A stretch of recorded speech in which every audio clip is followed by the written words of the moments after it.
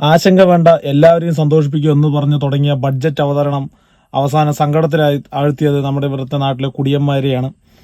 ലിറ്ററിന് 10 രൂപ വെച്ചിട്ട് കൂട്ടി എന്ത് തോന്നിയാഭാസവും അവർക്കെതിരെ നടത്താം.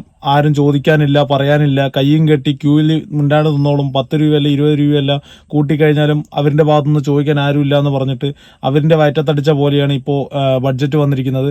പിന്നെ മണൽവാരൽ, നിയമപരമായിട്ടുള്ള മണൽവാരൽ നടത്തിയിരിക്കുന്നത്. ഇനിയിപ്പോൾ മണൽ മാഫിയ എന്നുള്ളൊരു പേരില്ല, മണൽവാരലിന് അനുമതി കൊടുത്തിരിക്കുന്നത്. അതിനിപ്പോൾ 200 കോടി രൂപ വരെ അതിന്ന് ലാഭം ഉണ്ടാക്കാമെന്നുള്ള പറഞ്ഞിട്ടാണ് സർക്കാർ പറഞ്ഞത്.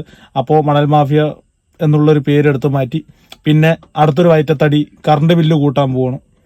പിന്നെ സ്വന്തമായിട്ട് വൈദ്യുതി ഉൽപ്പാദിപ്പിക്കുന്നവർക്ക് കൂടുതൽ പൈസ. ഏകദേശം വലിയ രീതിയിലുള്ളൊന്നുമില്ല, കുറേ പരിഷ്കരണങ്ങളും കാര്യങ്ങളും ഇതൊക്കെ ചെയ്യാൻ പോകണമെന്നൊക്കെയാണ് പറഞ്ഞിരിക്കുന്നത്. എല്ലാ ബഡ്ജറ്റിൻ്റെ കൂടെ എന്നും ഉള്ളതാണ് ഈ മദ്യത്തിൻ്റെ വില കൂടുതൽ പറഞ്ഞത്.